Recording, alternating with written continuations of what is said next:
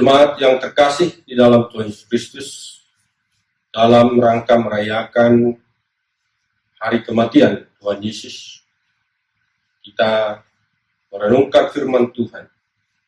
Namun sebelumnya, mari kita berdoa. Bapa yang Maha Baik di dalam Tuhan Yesus Kristus, syukur kami panjatkan kepadamu kalau kami dapat hari ini merayakan, mengingat kembali kematian Tuhan Yesus di kayu salib untuk menebus segala dosa kami. Kami akan membaca firman-Mu, mohon Roh Kudus memberikan kami hikmat pengertian dan juga kemampuan, agar kami paham firman-Mu dan juga dapat melakukan dalam kehidupan kami setiap hari. Berfirmanlah ya Bapa, kami telah siap mendengarkan Engkau. Amin. Pembacaan firman Tuhan buat kita hari ini dari Injil Yohanes pasal 18 ayat 1 sampai Injil Yohanes pasal 19 ayat 42. Namun saya akan membacakannya sebagian saja, yaitu Yohanes pasal 19 ayat 28 sampai 30. Demikian bunyinya. Sesudah itu Yesus tahu bahwa segala sesuatu telah selesai, berkatalah Ia, supaya genaplah yang ada tertulis dalam kitab suci, aku haus. Di situ ada suatu berkas penuh anggur asam. Maka mereka mencucukkan bunga karang yang telah dicelupkan dalam anggur asam pada sebatang hisop, lalu mengunjukkannya ke mulut Yesus. Sesudah Yesus meminum anggur asam itu, berkatalah Ia, sudah selesai. Lalu Ia menundukkan kepalanya dan menyerahkan nyawanya. Demikianlah pembacaan firman Tuhan. Berbahagialah setiap orang yang membaca dan merenungkan firman Tuhan serta melakukan dalam kehidupan setiap hari. Terpujilah Kristus. Haleluya. Saudara terkasih,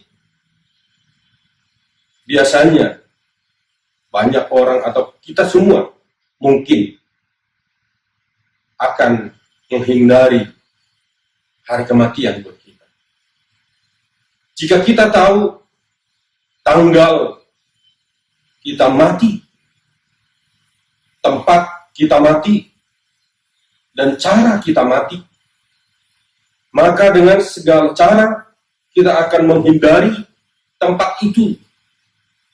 Dan dengan segala cara juga kita akan berusaha agar kita tidak mengalami peristiwa itu.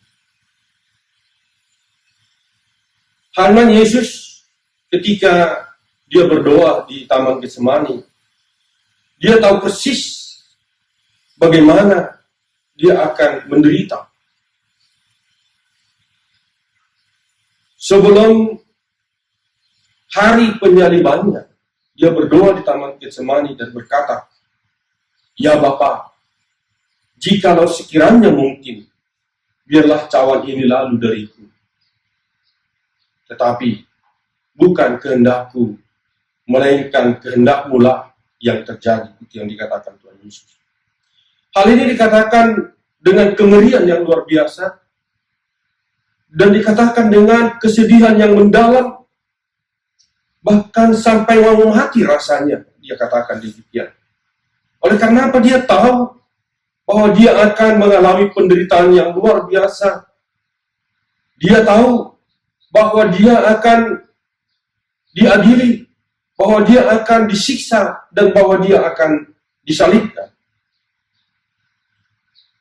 Tetapi dia berkata di dalam doanya, bukan kehendakku ya Bapa, melainkan kehendak-Mu lah yang jadi.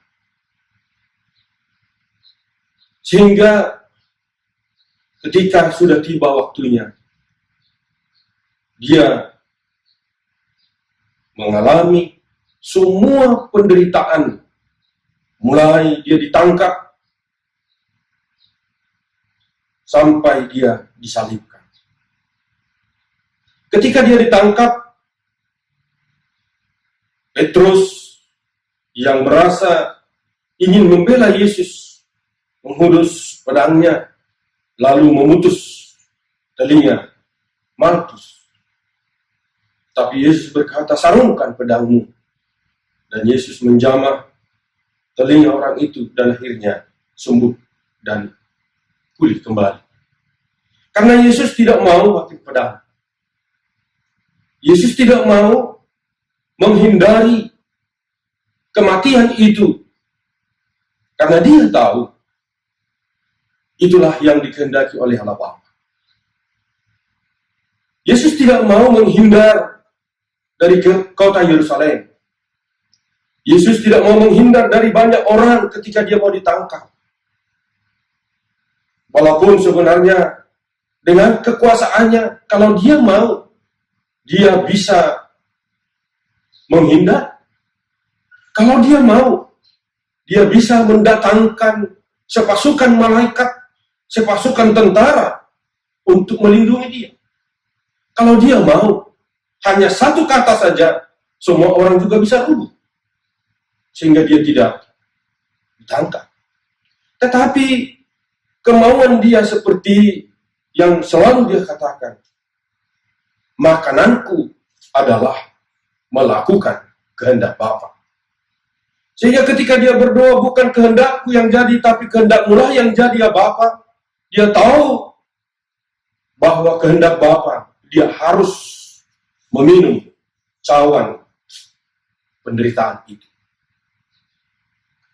Sehingga dia tidak melakukan perlawanan, dia tidak melakukan upaya untuk menghindar, dia tidak melakukan apapun dan menyuruh orang untuk melindungi dia.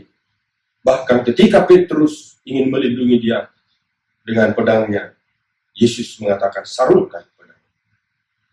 Menunjukkan ketaatannya kepada Allah Bapa untuk melakukan semua yang telah dinubuatkan oleh para nabi, bahwa Yesus harus menderita. Oleh sebab itu, Bapak Ibu yang terkasih, melalui peristiwa yang dialami oleh Tuhan Yesus, kita akan banyak belajar, banyak melihat betapa Yesus memberikan hidupnya. Dengan rela dia memberikan hidupnya. Karena apa? Karena hanya hidupnya yang bisa memberikan kehidupan kepada orang lain. Karena Yesus sudah berkata, akulah roti hidup. Barang siapa yang makan roti ini, yaitu dirinya sendiri, maka mereka akan hidup. Dan akulah air hidup. Jika siapa yang minum air daripada aku, air hidup itu, maka mereka tidak akan haus lagi. Yesus adalah penggenapan firman Tuhan, penggenapan penebusan akan segala dosa.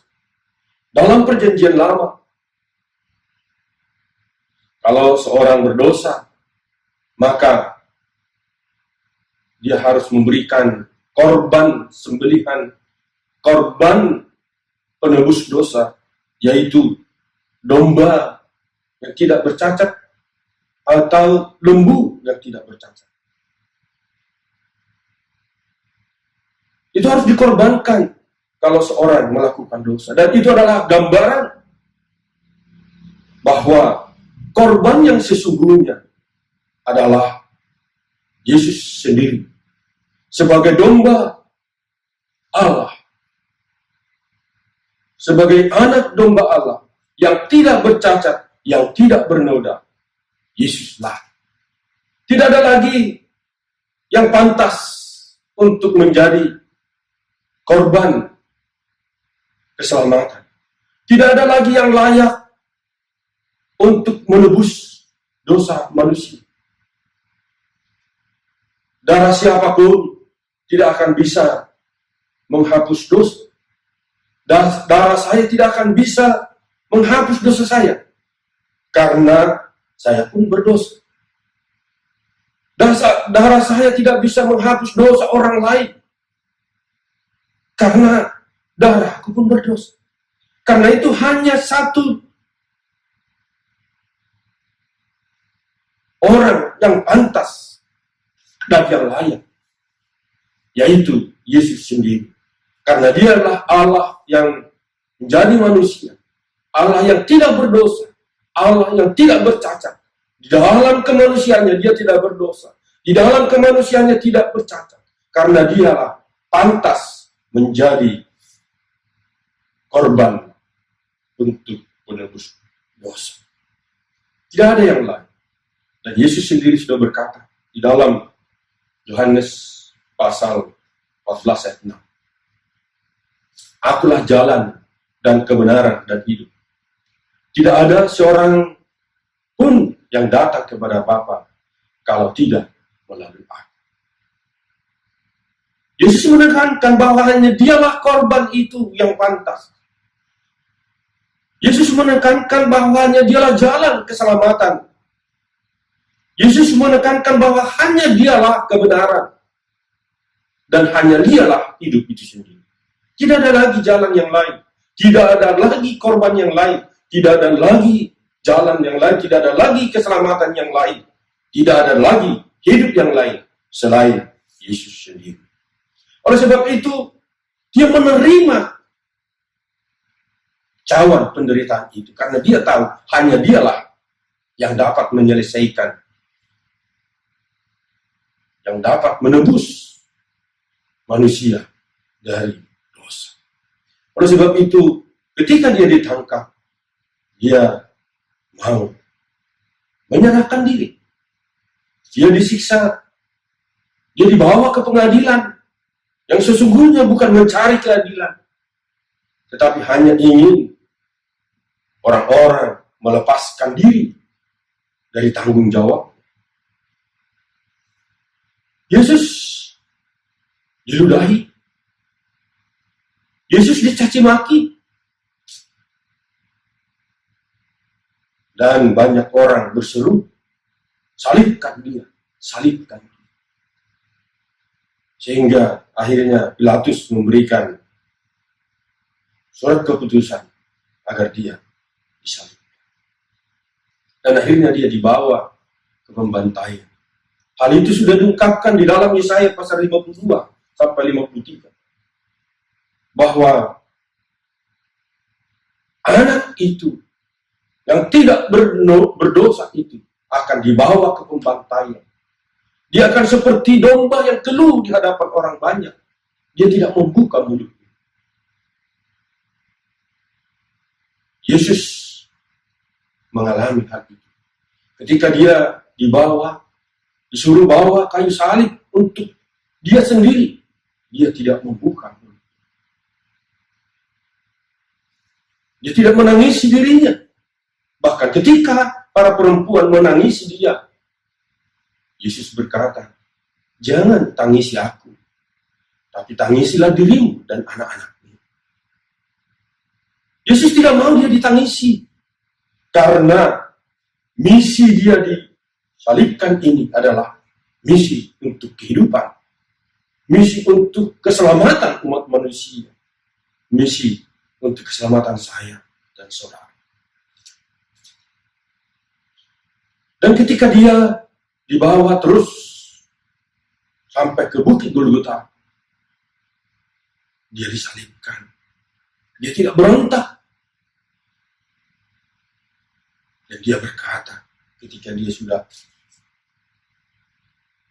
di kayu salib, Eli, Eli, lama sabachthani. Allahku, Allahku, mengapa engkau meninggalkan aku? Yesus berkata bahwa dia ditinggalkan Allah Bapa.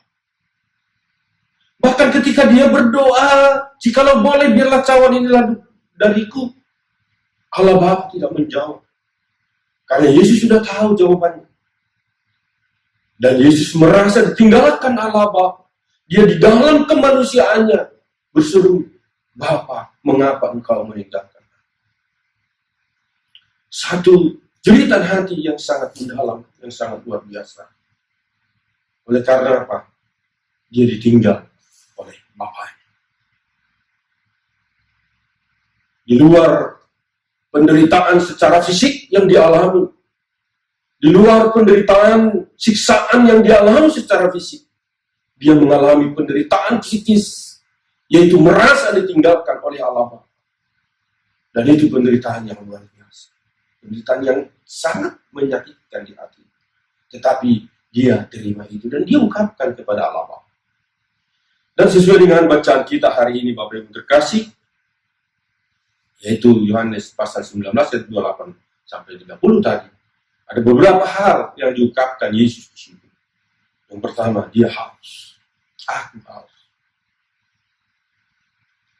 Pengalaman penderitaan sejak dia ditangkap, disiksa, diadili, dicambuk, sudah jelas dia haus. Sampai dia digantung, dia haus. Dan sehingga ketika dia diberikan bekas penuh anggur asam, dia meminum. Tapi setelah itu dia berkata, tugasnya sudah selesai. Sudah selesai. Itu yang dikatakan oleh Yesus. Dan dia menundukkan kepalanya dan menyerahkan nyawanya. Dari peristiwa ini, Bapak Ibu terkasih, kita melihat bahwa sebenarnya kematian Tuhan Yesus bukan karena dia disiksa, bukan karena dia orang yang mematikan dia, tapi sungguh-sungguh disadari bahwa dialah yang memiliki hidup itu. Dialah hidup itu. Sehingga hidup sendiri pun dia katakan, dia menyerahkan nyawanya. Sudah selesai misinya. Sudah selesai tugasnya. Sehingga dia berkata, sudah selesai. Dan menyerahkan nyawanya. Hidupnya diserahkan. Nyawanya diserahkan kepada Tuhan. Kepada Allah. Walaupun sebenarnya kalau pada saat itu orang-orang yang dihukum untuk memastikan supaya mereka pasti mati, biasanya orang-orang yang digantung di kayu salib itu lututnya dipatahkan. Dan kedua penjahat itu pun mengalami yang di sebelah kiri dan kanan. Tetapi Yesus tidak mengalaminya. Karena apa? Sebelum perkiraan orang-orang bahwa perkiraan orang akan lama meninggalnya, sebelum itu Yesus sudah menyerahkan nyawanya.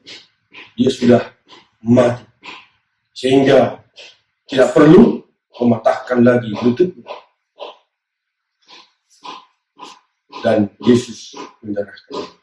Bapak Ibu, inilah bagi kita orang yang berdosa menjadi kabar sukacita yang luar biasa, seperti yang dikatakan Tuhan Yesus. Tidak untuk ditangisi, tetapi untuk disyukuri, karena itulah jalan satu-satunya keselamatan bagi kita semua.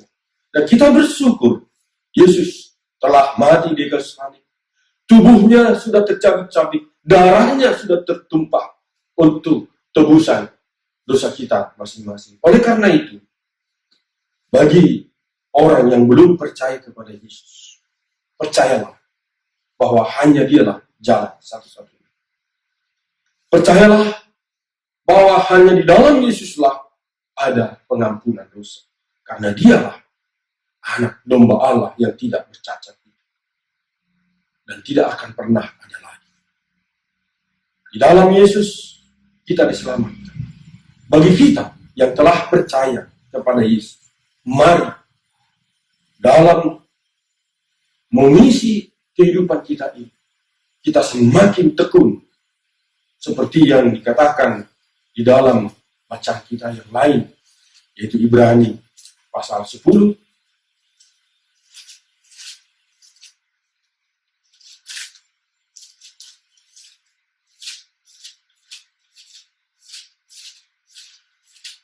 Ibrani pasal 10 merupakan bacaan kita hari ini. Dikatakan dalam ayat 22. Karena itu marilah kita menghadap Allah dengan hati yang tulus ikhlas dan keyakinan iman yang teguh. Oleh karena hati kita telah dibersihkan dari hati nurani yang jahat dan tubuh kita telah dibasuh dengan air yang murni. Marilah kita teguh berpegang pada pengakuan tentang pengharapan kita, sebab Ia yang menjanjikannya setia. Dan marilah kita saling memperhatikan, supaya kita saling mendorong dalam kasih dan dalam pekerjaan baik. Mari Bapak Ibu terkasih, bagi kita yang telah percaya dan menyerahkan diri kepada Yesus, seperti apa pesan Ibrani pasal 10 ayat 22 sampai 24 ini. Kita semakin teguh di dalam iman kita, semakin teguh dan semakin giat di dalam segala pekerjaan baik. Dan tetap berpegang pada pengakuan bahwa apa yang kita harapkan di dalam Yesus, yaitu keselamatan dan kehidupan kekal, kita tetap berpegang teguh. Karena apa? Karena Yesus yang menjanjikannya setia. Demikianlah firman Tuhan. Kiranya Tuhan memberkati Bapak Ibu semua, memberkati jemaat sekalian melalui ibadah Jumat Agung hari ini. Mari kita berdoa. Terpujilah Engkau Tuhan Yesus Kristus yang telah berfirman kepada kami. Biarlah firman-Mu berakar bertumbuh dalam kehidupan kami hari lepas hari. Dalam Tuhan Yesus Kristus kami berdoa dan mengucap syukur. Amin. Selamat mengingat kembali merayakan kematian Tuhan Yesus dan selamat Jumat Agung.